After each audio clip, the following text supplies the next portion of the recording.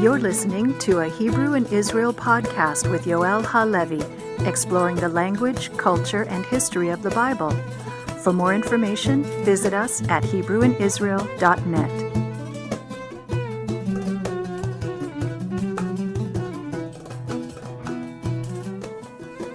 Shalom everyone, and welcome back to another episode of the Hebrew in Israel Haftarah series. I'm your host Yoel Halevi, and we are in the Haftarah Qedoshim. And Qedoshim is a Haftarah that deals a lot with the principle of holiness. That's what the word Kadosh comes from.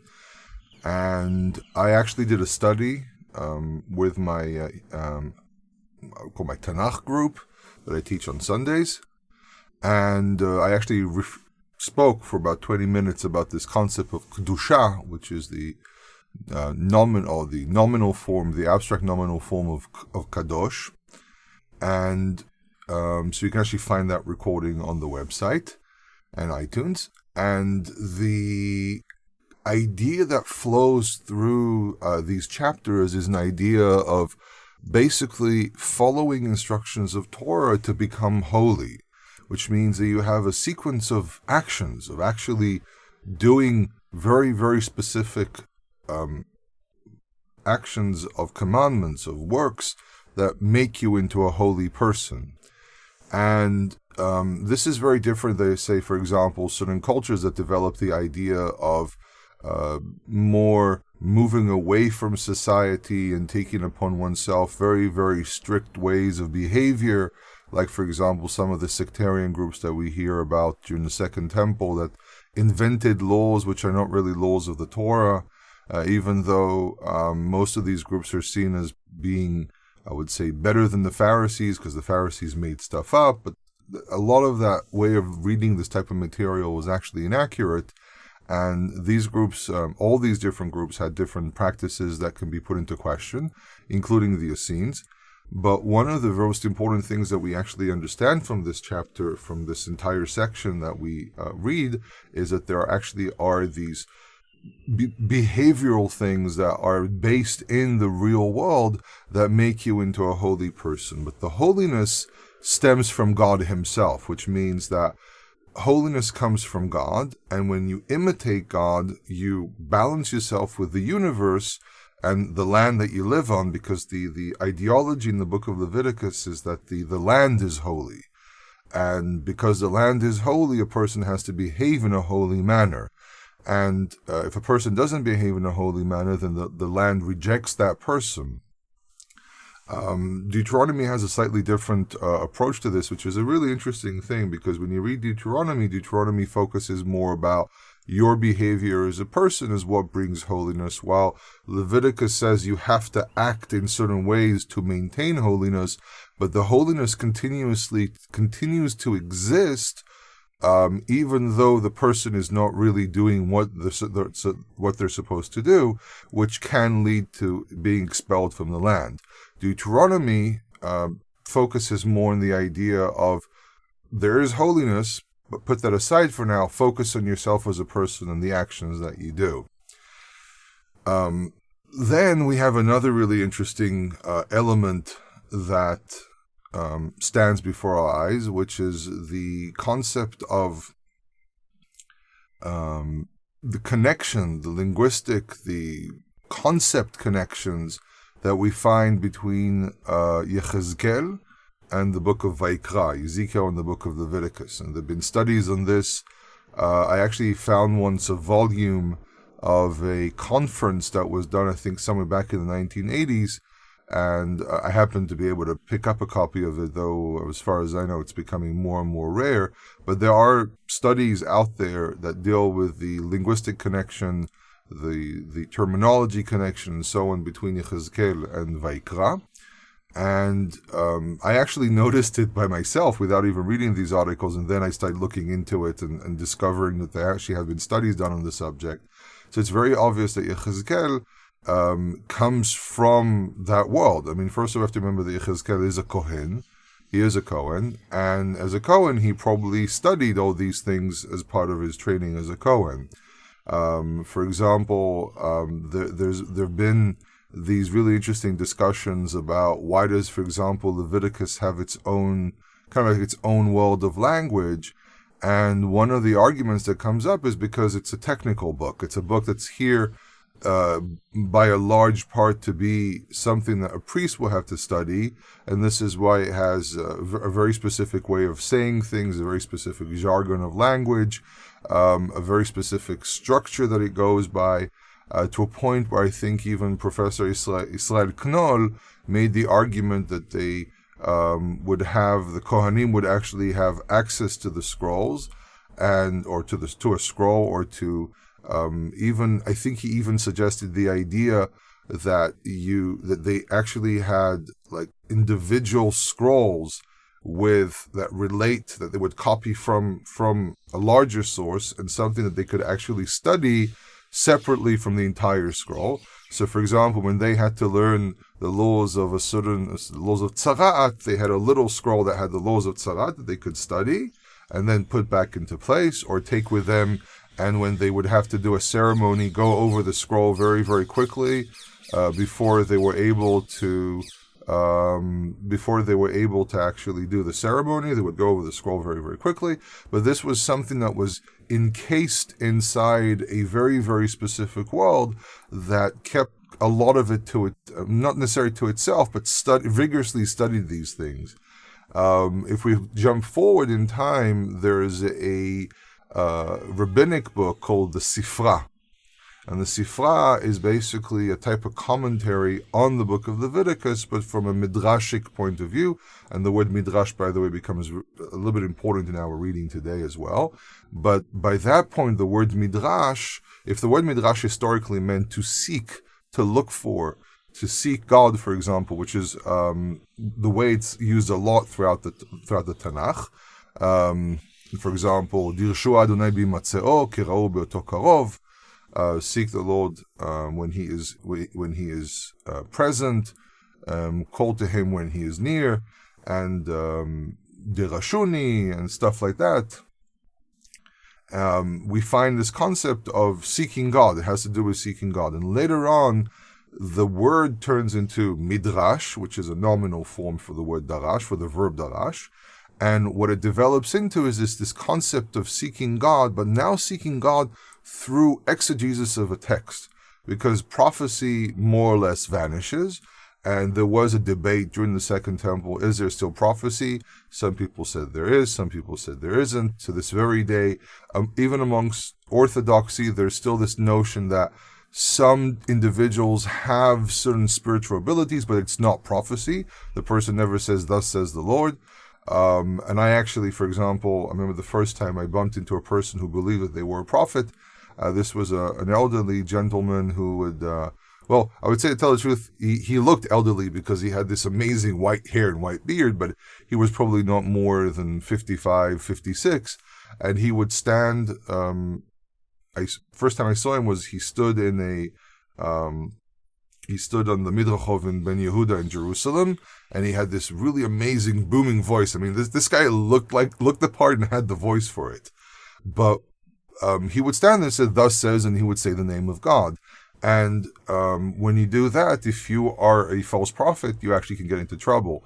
I actually specifically got a message a couple of weeks ago from a person who wrote to me in the name of the Creator, and he said to me that he expects that a certain thing will happen to me specifically.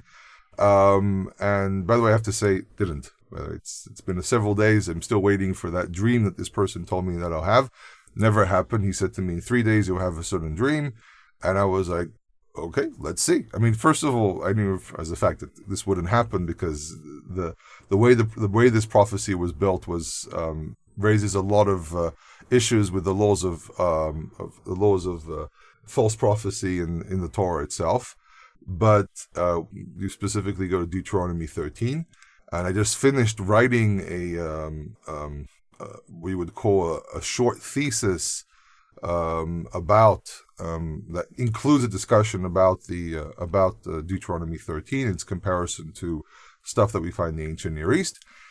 And so I knew as a fact that the way the person was wording this prophecy, this is a false prophecy. But the idea was that there were people who believed that there's certain power prophecy still existed.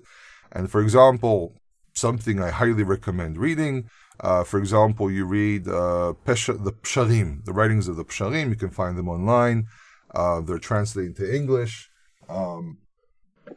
Book recommendation, for example, something I personally use when I need to translate into English. There's a book that came out about the Dead Sea Scrolls. It's basically the Dead Sea Scrolls translated into English. I actually use the scrolls themselves because I'm trained to read scrolls, and I've been working on these. I've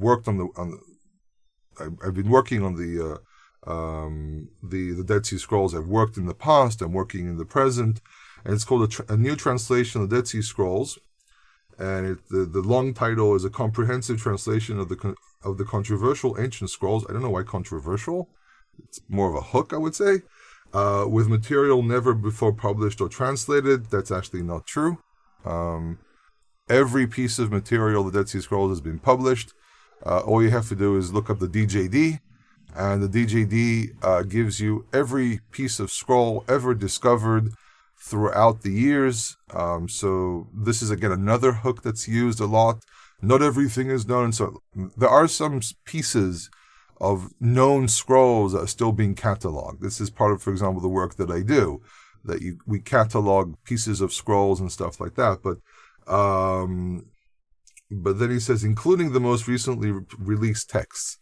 Well, that's the thing. We most of the texts are known. Every once in a while, we discover more fragments of known texts. Sometimes what happens is that there's something that's new that we've never seen before. But everything has been published. It's an issue of being deciphered. So there's this false thing, another conspiracy theory out there that someone's hiding something because it proves some theological idea. Complete nonsense. Everything has been published. There are anything that's reached the hands of researchers has been published. The problem is that the Dead Sea Scrolls were also pieces were stolen. The Enkidu family in Hebron still holds scrolls that it doesn't want to sell. It doesn't want to release to anyone because they have what's known as a finder's right, because it was found prior to the creation of the State of Israel. So they kept, the family still keeps in a certain vault different pieces, and every once in a while they're willing to sell pieces and so on for exaggerated prices. But still, even with this weird hook that they have here, this was published it's from Harper One, it's the publisher, and it's by Michael Wise, Martin Abegg Jr., and Andrew Cook.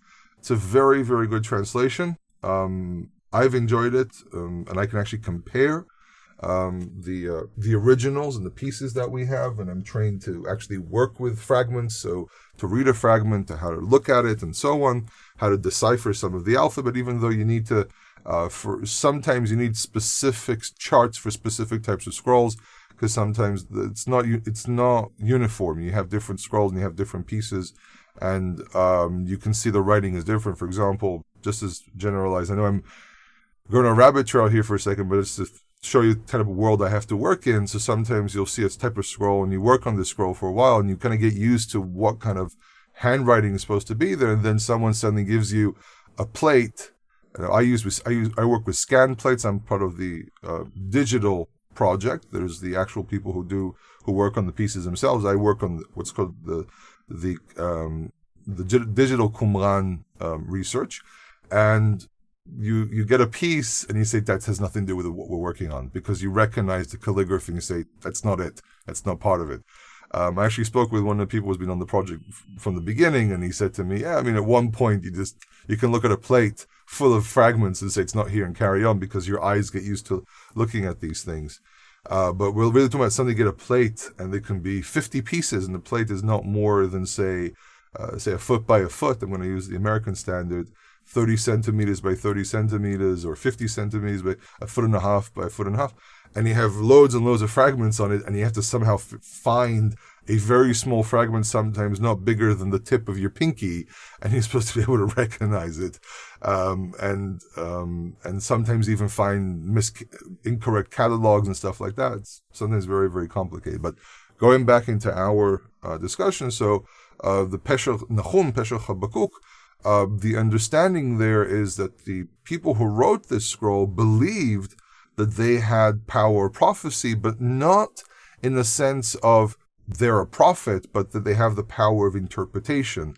And they could read a text, they could read a prophecy, and they can actually implement a prophecy that had an historical context.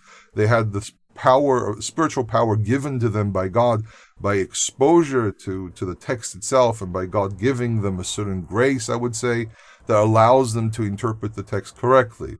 And this is a really interesting thing, because, for example, even today, there are people who claim that they can do this.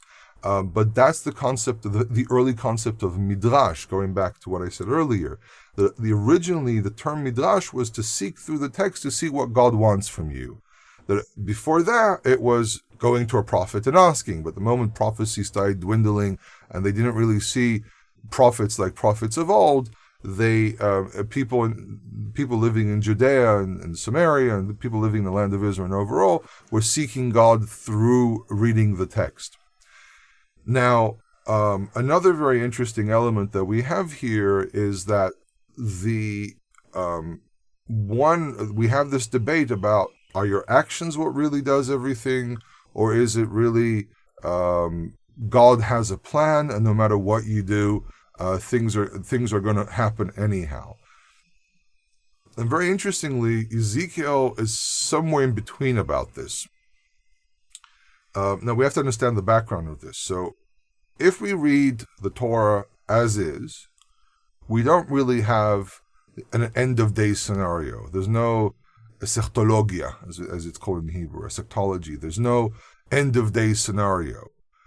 Even when the term Acharit Yamim is used, where we find this concept of people saying, oh, the end of days, that's actually not translated correctly. Acharit Yamim really means the latter days. It means that in the future. For example, Yaakov says, gather the sons of Jacob, and I'll tell you what's going to be in Acharit Yamim. He's not telling them the distant future, the great plan, and so on. What he's actually telling them is what's going to happen in the future. And he ends up not telling them anything. We end up hearing a series of blessings. But what's very, very interesting is that during the Second Temple, people become very focused on the eschaton, which is the end of days, and then they say, we don't know what's going to happen after the end of days comes. But this has been a concept or a theme in Second Temple literature, and it's a theme to this very day in Christianity and Judaism and Islam, because these are all religions that come from the same source, more or less. Islam borrowed things and then presented them in its own interpretation. Christianity, the New Testament works more inside Second Temple literature. It's very interesting when you study Second Temple literature and you read parts of the New Testament, you kind of understand that the people who wrote these things lived in that world. This is why when I read the New Testament, for example, if I meet up with a group and we read the New Testament, I understand it a lot better sometimes. I'm not gloating, but I sometimes would understand it better because I've studied this type of material and I've studied parallel material of the same period, and you can see what the writer is actually doing if you know the type of literature they were using back then. You actually have to study Hellenistic literature, and you have to study Second Temple literature, Jewish literature of the period, and understand what they were doing.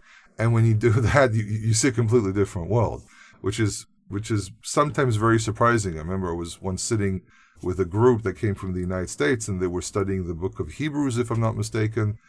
Even though I'm not a New Testament person, I don't really study the New Testament that much. But I do use it as a historical tool in the field of history, because one of my degrees is in history. Well, right now there's one degree. I'm doing another degree right now, but my degree is in history, and we use the way I was trained is to use the New Testament as an actual historical tool to try to understand what was going on in the environment. Even though, from a critical perspective, you have to sometimes ignore certain things, there are still some details going on there. So for me, the New Testament is a tool that you can try to understand what was going through people's heads as well. And it was really funny because they read a verse, and then people turned around to me and said, "What do you think this is?" And I just said, "Oh, just deductively this and that." And the teacher there stared at me for a second and said, "You see this? This is what the difference between someone who actually actually studies this type of material and people who just pull verses out of the air and read them however they want to understand, because things always have a context. And this is really the reason. And by the way, the teacher said, he commended me, and I was very how would I put it? I was very honored to be able to help people understand their text correctly. But the teacher there actually said that it took him a while to really understand this verse, and he was a little surprised that I pulled it out. I presumably pulled it out, but you have to remember, I'm trained to do this type of stuff. But what's the point of me saying this? Why am I exalting myself so much here? Because everything has a context. You have to read everything with a context. You can't just assume that if you have a text, that's everything that needs to exist. Every text has a context, every text has a culture, everything has a background. This is why I spend a lot of the readings, a lot of these recordings, spending the first part explaining details that help you understand the text itself. Because when you read the text, sometimes the text is very plain and simple. And you just go through it and you go, oh, okay, now I know what the text says. But really, in truth, you have to pay attention to different details, and you have to know certain pieces of background to understand what the text is doing. And this is my method. This has always been my method when I teach. When I teach Hebrew as part of my everyday job, when I teach Tanakh, when I do a lecture, everything. I give background, and then I actually go into the material itself, which sometimes makes my lectures a little bit too long and people get a little tired at one point. But to really exhaust something, you really have to go into the details. And same thing goes, for example, right now, I always pre-record these things, the discussions about the calendar. There's no 13th month. There is a 13th month. There's records of 13th months being used even before the Israelites came into existence, because it's an agricultural calendar. You can't ignore these types of contexts. Now, going back into Yechezqel. So Yechezqel stands somewhere in between. Yechezqel, if we go back to recap the idea of, are you inside an eschaton? Are you inside an end of days scenario? Or are your actions really what count? And so on. And Ezekiel, Yechezqel, stands somewhere in between. He understands, like the book of Vayikra, like Leviticus, he understands that you have to do certain actions to become holy. But what he also understands, if you take the story of the Exodus, if you take the story of the promise to Abraham, there's also promises being placed into the future, which means that certain things will eventually happen. So Yechezqel doesn't say you have to do these actions for this to happen, but he also doesn't say that you don't. He actually says you have to do these actions. So but on the other hand, he says, but yet I'm going to bring you back into the land. You are going to come to the land because that's for my name's sake. This is a theme, a thematic thing that you have throughout this entire reading, where your actions are relevant, but also God has a plan. And that's kind of how he balances this out. What's very interesting is that even groups that dealt with the eschaton, even groups that look for end-of-day scenarios, still understand that there are actions that they have to do.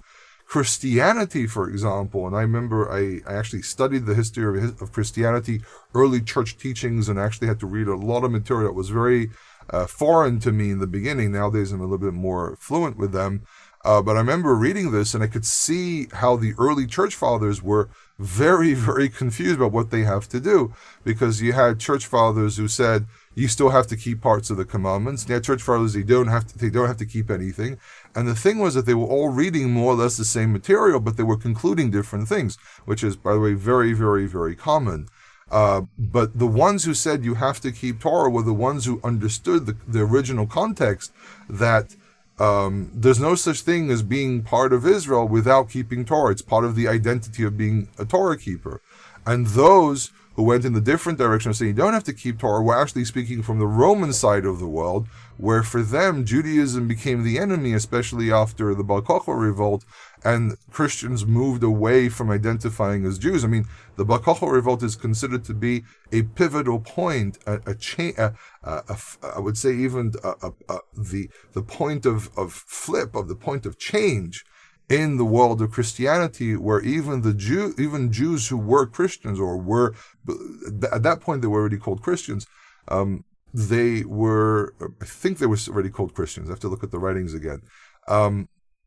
They they decided to move away from from their practicing Jewish brothers and sisters and join the general Christian world, because of the fact that they were told you have to believe in Bar Kochva as a Messiah, you have to do this, and they were saying no, we're waiting for Yeshua, we're waiting for Jesus to reappear. We can't follow this man even though he's fighting in the name of our people. So they moved away. So the Bar Kochva revolt was a big change, but it also made the Roman world very, very, very angry. I mean, we already had the Romans booing everyone, saying you're all barbarians, and Jews made them even angrier because the Jews wouldn't submit to anything the Romans would demand.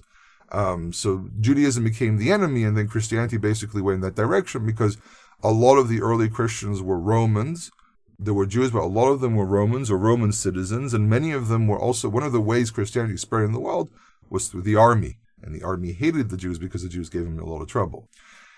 Going back to our subject, Yechezqel basically stands in a position where he says, look, you have to do actions, but you also have to understand that God has a plan.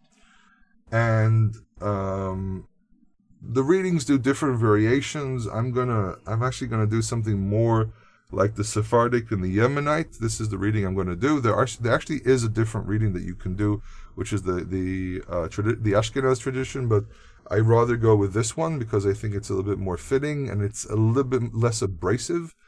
If I actually pull up the different traditions that exist about the reading, you can do the following readings. I don't know what other teachers have done before, but the Ashkenaz tradition is to read Ezekiel 22. And that's a chapter that's a little bit uncomfortable to read, just a tad. But also because the Sephardic and the Yemenites read, more or less read the same thing, so I'm taking 2 out of 3. But it's also a very, very interesting reading, and it has some key words and things that I already expanded upon. And so now that you have a bit of the background, we can go into this. It says, so I'm actually starting from verse 1, depends who you go. Some people start from verse 2. I'm just going to start from verse 1 because it's an introduction. He says, Vahi b'shana shevi'it, and it was in the 7th year. Now, Yechezqel actually has dates, but the question is, what is the 7th year? If we think about it, the 7th year is probably the 7th year of the exile of Yehoiachin. Because if we go to the beginning of the book, if I remember correctly, he talks about the introduction there, sets a date that gives a theme, more or less a theme to the way Yechezqel counts the years, and that's from the exile of Yehoiachin. So the exile of Yehoiachin was an exile by Nebuchadnezzar. It was the exile that actually brought Tzidkiyahu to become the king. Yehoiachin was one of the younger sons of Yoshiyahu. It's very interesting. A lot of people don't realize that in some cases we actually had kings which were brothers. So we had Yoshiyahu, and then there was Yehoiakim, and Yehoiakim dies. And if I remember correctly, Yehoiachin is actually his brother. So he's his brother, and he surrenders to Nebuchadnezzar, and Nebuchadnezzar exiles him together with the elite. This elite, by the way, develops its own world of elitism, by the way. There's just lately came out a book by Professor Yair Hoffman that deals with the ideology of the Yehoiachin exile, and he called it the good figs. And the reason he called it the good figs was because of the prophecy, I think it's in Jeremiah 22. If I'm wrong, I apologize. And he talks about the good figs and the bad figs, and he's describing something that's not, Yirmiyahu is describing something which is not only just an idea that he presents as a prophecy, it's actually an ideology, because the group that was exiled to Babylon together with Yehoiachin developed its own way of perceiving itself, and Yirmiyahu is supporting this idea that you're in the exile now, you're good. Now the people were problematic in the land of Israel, so it made them feel more important than others, and this group, from there came a lot of the people that came back several decades later to the land of Israel, and they refer to themselves as the Golah, the people, Anshe HaGolah, the people of the Golah. You go to Ezra 4, I think, somewhere around verse 1 or 2, and they see themselves as the children of Israel. So this group actually develops a certain identity, an identity of holiness, and Yechezqel could have been an influence on this group as well. So he specifically, every time he uses a year, it's usually Yehoiachin. So the 7th year, which is the 7th year of the exile of Yehoiachin, Ba'asor l'chodesh, on 10th of the month, B'chamishi, on the 5th, which is what we call the month of Av, 5th month, on the 10th of the month. By the way, that's the date that the first temple was destroyed, but this is a few years earlier. Ba'asor l'chodesh, on 10th of the month, Ba'u anashim miziknei Yisrael lidrosh et Adonai. Men of the elders of Israel came to seek the Lord, came to seek Yud Hei Vav Hei. This is the original drisha. You go to a prophet, this is the original midrash. You go to a prophet and you ask the prophet, what do we do? Vayishvu lefanai, and they sat before me. And if I remember correctly, earlier in the book, somewhere in chapter 2 or 3, he has the same situation. The elders sit before him, but he's silent. But from now on he can talk, so he gives them a prophecy, and he says, Vahi devar Adonai elai le'emor, and the word of the Lord came to me, saying, so I had the word came, and the word of the Lord was to me, saying, Ben Adam, son of man. This is the classic way Yechezqel is always referred to. The midrash says that the reason this happened is because he saw the chariot of God, so he's always reminded that he's a human being. Daber el ziknei Yisrael, speak to the elders of Israel, v'amarta alehem, and say to them. So this is, by the way, very similar to the style of language, Daber el bnei Yisrael le'emor, or Daber bnei Yisrael v'amarta alehem. So he's using a very, very similar language that we find in the Torah, and also specifically in the book of Leviticus. But now the prophecy starts. Ko amar Adonai Elohim, or Ko amar Adonai Yud Hei Vav Hei. This says the Lord of God, or the Lord Yud Hei Vav Hei. The Masorites put the vowel points of Elohim here. And he asks a question. It's a question for him. Halidrosh oti atem ba'im. Chai ani midaresh lachem neum Adonai Elohim. Do you come to seek me? As I live, this is an oath form. Chai, when you use the word chai, taking an oath on one's life. As I live, if I would allow myself to be seeked by you, the word of the Lord God. He doesn't want what they have to say. He doesn't want them seeking him. Because he says, you've already crossed the line. You have a problem. You seek me, I'm not going to respond to you. Because now I have my plan to do. And he said, Hatishpot otam. Hatishpot ben adam et to'avot avotam hadiem. So he says, would you judge them? Would you judge them, son of man? The iniquities of their fathers, let them be known. Let them know what their fathers did. And you need to understand why you're in the exile. The exile, because they're trying to find a way, maybe we can fix this. It seems to be what's going on here. And he says to them, no. Your fathers did something, and now I'm going to tell you what's going to happen. You're not going to seek me. I'm just going to tell you what's going to happen. You have to accept it. It says, verse 5, V'amarta lehem ko amar Adonai Elohim. And he gives a rundown of the history, because he says, look, now everything is going to come from me. Your actions are not relevant, but they're not going to affect anything. You can seek me, you can repent, and so on. I have a plan. I've decided to exile you. You're going to be here for a certain amount of time, and when I decide that you come back, that's when you come back. But he's not telling them don't keep Torah. It's very important to point this out. He doesn't tell them don't keep Torah, because there have been debates throughout the centuries. Do you actually have to keep Torah when you're in the exile? And as far as I can tell from this chapter, he doesn't say this. What he says is, I have a plan. You've been bad the whole time, but I still have my plan. But he's telling them you were bad, which I would deduce from that he's expecting them to be good, even in the state of exile.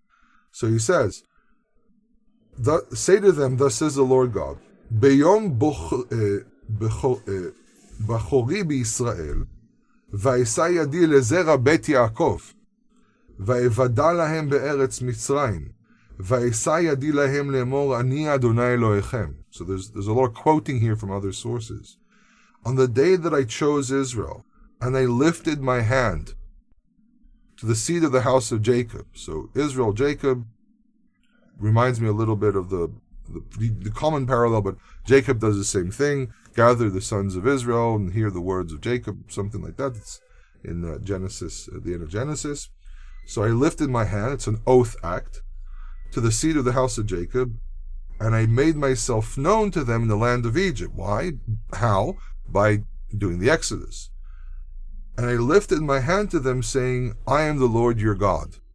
When the Ten Commandments open, it says, Ani Anochi Adonai YHWH. Ani and Anochi are basically the same word. And he reminds them, you entered a covenant, which is an oath as well. And I entered the covenant too. God said, when I gave you the tablet, it wasn't one-sided. I entered a covenant too. And I kept my covenant. And everything that I've been doing is under the rules of the covenant. And the covenant includes laws. And you weren't keeping them. Bayomahu nasati yadi lahim. On that day, I raised my hand to them as an oath. I vowed to Israel to behave in a certain way. Lo'tzi'am me'eretz Mitzrayim, to bring them out from the land of Egypt. El eretz asher tarti lahem zavat chalav udvash tzvihi lechol ha'aratzot. I'm using this voice because God is basically expressing anger here. To bring them out from the land of Egypt to the land which I seek to them. Latur et ha'aretz batem. It's what the taskmaster says to the brothers when they come down to Egypt. But the Latur, the meraglim were doing letayer et ha'aretz. They were seeking through the land. But God said, I was the one who seeked the land for you. When you came to spy in the land, that's because I already knew what was there. I'm just giving you that. I was allowing you to do actions in your world. But in truth, that was just me doing everything. A land flowing with milk and honey, which is a metaphor of a good land. Tzvihi. Tzvi usually means a deer or something, but tzvi here is used usually for something which is great and exalted. It is the greatest, the best of all the lands. So he says in verse 7, Va'omar alehem ish shikutze enav ashlichu uvegilule mitzrayim al titamahu ani Adonai YHWH. And I said to them, look, the only thing I need from you is to get rid of all your idol worshipping. Each man, the abominations of his eyes, throw away. The things that you look at as which is an abomination, throw them away. And gilule is a bit of a wordplay on the idea of dung, but it's also idols. So the idols / dung of Egypt do not become unclean. Remember in the beginning of Ezekiel, he says to him to cook his food on the dung of men. And he says to him, and Yechezqel responds saying, I've never eaten something unclean, so he replaces it with the dung of cows, which was much more common for animal feces, was more used for cooking, or heating at least. So this is a bit of a hint to that. Ani Adonai YHWH, I am the Lord your God. Again, reminding them of the covenant of the Ten Commandments. He says to them, unfortunately, Vayamuhuvi velo avu lishmoa elai. They rebelled against me, did not wish to listen to me. Exactly what he said to them for them to do, they did the opposite. Each man did not throw away the abominations of his eyes. And the dung, idols of Egypt, they did not abandon. Now he tells us something that we've never heard before, but I can explain the background, then you understand it. So it says, and I said to myself, God says, to pour my wrath upon them, to destroy, to unleash my nostrils, my nose, which means my anger, at them in the land of Egypt. But we never hear this in the land of Egypt. You have to understand that when you think about historically how Egypt controlled the world, in the desert, part of the wilderness that they were in was still under Egyptian control, and therefore is still theoretically Egypt. The Exodus was to leave Egypt proper, but Egypt controlled parts of the land of Israel as well, and the Sinai Peninsula and the desert south of Israel. So this actually historically is very, very accurate. But we never hear in the Torah that God wanted to destroy them in Egypt. There's no record of that in the Torah. But if you understand the way the provinces of Egypt work, that actually fits historically very well. And this is a period where Egypt was still struggling with its enemies, even though it was defeated by Assyria. We have to understand that not long before that, Egypt was still a power. Like, for example, Paro Necho, he tried to battle against the Assyrians, and eventually the Egyptians lost to the Assyrians, and Egypt fell to the hands of the East. But the provinces, the land of Israel, was still a lot under the influence of Egypt for a very, very long time. It says Va'as leman shemi, and this is where he starts saying to them, really what's going on is I'm doing it for my namesake. And I did for my namesake. So in order that my name will not be desecrated before the eyes of the nations, which they are within them. The word goyim, by the way, just means nations. The word goy, to mean non-Jew or Gentile, develops much, much later, hundreds of years later. Asher nodati elehem le'enehem lo'tzi'am me'eretz Mitzrayim, which I made myself known to them before their eyes. Eyes here are very, very important. Seeing God, seeing His actions, and then turning your eyes to the idols. Wait, you're seeing something real and you're turning to this statue that doesn't do anything? The theme of the eyes. And then you go to, for example, Numbers 15, and it says you will not follow your own eyes. You have to look at the tzitzit and remember. And the tzitzit in Numbers is a tzitzit with tchelet, with the blue thread, which makes the tzitzit more of a priestly garment as well. I have an article called the Seal of Tzitzit. I recommend reading it. I touched on some of these details. But the way Leviticus describes it, Numbers, which is very Leviticus-like in its language, says to put a blue thread because Israel is like a priestly people. Mamlechet kohanim v'goy kadosh. Kedoshim tiyu ki ani kadosh. Now I have to pull out my Bible to read that verse correctly. He says to them, Kedoshim tiyu ki kadosh ani Adonai YHWH. We're actually very close. But the idea is that Israel is somewhat of a priestly people, not priestly completely, but kind of priestly. So the eyes here are a theme that we see in certain elements that we find in the priestly writings as well. And he says, okay, so I didn't destroy them in Egypt. Verse 10. I brought them out from the land of Egypt and brought them to the desert. And I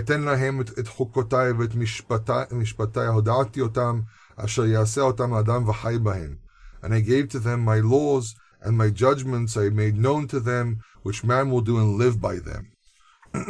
That's actually a direct quote from Leviticus 18:5. And he says, and this is a direct quote from Leviticus 18, verse 5. And also my Sabbaths I gave to them to be a sign between myself and them. That's from Exodus. These are all direct quotes. He's not making up anything new. He's actually using direct quotes. This is from Exodus 31 verses 16 to 17. To be a sign between myself and them. Ladat ki ani Adonai mikadesham, to know that I, the Lord, make them holy. Mikadesham, make them holy. I am the source of holiness. I make them holy. They're not holy by themselves. They have to do certain things to allow me to open up to them to make them holy. But then he says, and this is very similar to the theme of the book of Judges, Vayamru vi vet Yisrael bamidbar b'chukotai lo halachu vet mishpatai ma'asu asher yaseh otam adam v'chai bahem. So he's actually now showing the opposite of the previous verses. But they rebelled against me, the house of Israel, in the desert. In my laws they didn't walk, and my judgments they had spurned or scorned, and which man will do and live by them and live because of them. And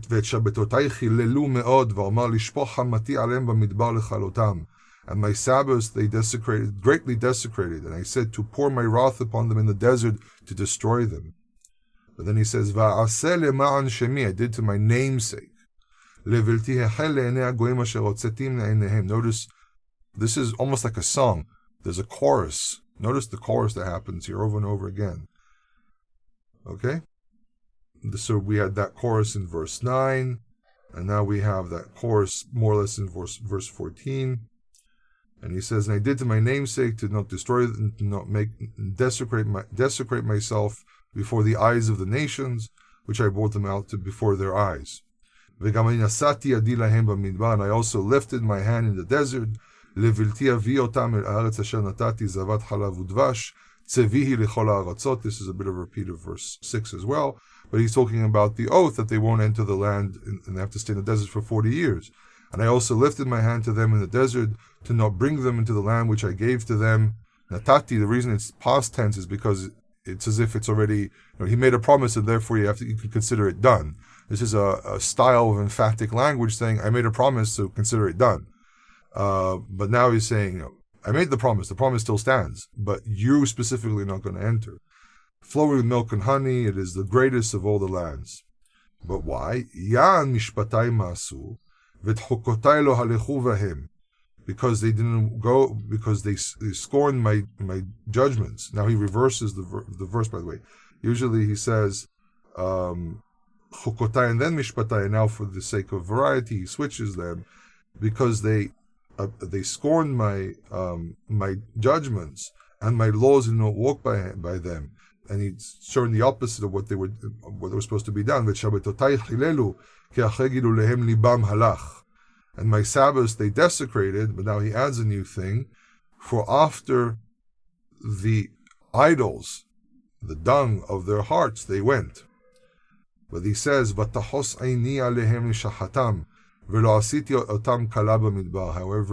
my eyes, meaning my will, showed mercy upon them to save them from destroying them, and did not deal complete destruction to them in the desert.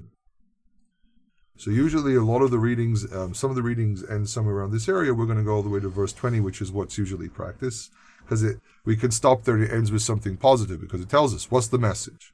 Okay, so the first generation made a mistake, the next generation will survive. And this is part of the message. If one generation doesn't work, the next generation, God waits for the right generation to show up. He's patient. He won't destroy Israel. He will cause some destruction, he will kill, he would remove, but there's always a next generation. So it says in verse 18, Va'omar el benehem b'midbar, and I said to their sons in the desert, Bechukei avotechem al telechu. In the rules, the actions, the practices of your fathers do not go. V'et mishpatehem al tishmeru, and the ways of their judgments do not keep. Uvegulehem al titmau, and in their idols, their dung idols, do not become unclean. Okay, now he's using an opposite sense. He says, go by my way, go by my ways, but you didn't. And now he says to the sons, don't go in the ways of your fathers, learn from the past. He says to them, Ani Adonai YHWH, bechokotai lechu, bet mishpatai shemu va'asutam. I am the Lord your God. Remember, there's a covenant here. He says, if I do the covenant, I would even argue, he says, I redo the covenant with each generation. Each generation hears again the Ten Commandments. It says, I am the Lord your God. We are a generation, my children are generations, my grandchildren are going to be generations, and they all hear the same thing. I am the Lord your God. Each generation enters the covenant against the responsibility of the parents to bring the children into the covenant. It says, I am the Lord your God, in my rulings go, and my judgments keep and do them. V'shabbatotai kadeshu, and my Sabbaths make holy. This is again a quote from Exodus. V'hayu leot beni uvenechem ladat ki ani Adonai YHWH, and it will be a sign between myself and you to know that I am the Lord your God. And this chapter actually carries on more and more and more, and he talks about this, and he continues the story. And he says this, then this happened, and that happened, and so on. But at the end of it, basically, he basically expects us to keep his laws, and this is really what happens. This is basically what happens here at the end of the chapter, where he gets very angry with them. But at the end of it, he says, "Look, I'm going to do this for my name's sake." You carry on the chapter, you actually see this, where he says, "Look, you are a rebellious people." This is why he refers to Israel as Beit Hameri. You're the house of rebellion. But he says it doesn't matter, because the next generation is going to be better, or the generation after that. I have a plan, because I want my name to be known and to be in front of the eyes of all the nations, to make sure that my name is sanctified in the world through Israel. And God basically says, I'll just wait and see which generation is worthy of this. So even if Israel is in destruction, expect a change somewhere along the lines in history. That's what Ezekiel is sending out here, because they were the first exile from Judea, one of the first exiles from Judea. They're standing there bewildered, and he says, look, you made a mistake, you did wrong, your children are going to be better, your children's children are going to be better, and if not them, someone after that. I am waiting because and he repeats this over and over again, I lifted my hand. He made an oath to Israel that he's going to bring Israel and make Israel live on the land that he promised. And therefore, no matter what happens and no matter what people do, his plan will prevail. I hope you enjoyed this recording. I hope you enjoyed the discussion. As always, share with your friends, comment. If these teachings have been a blessing to you, you can click the donation button. But more importantly, share, discuss, think about what I have to say here, and join me again next time. Kol Tov.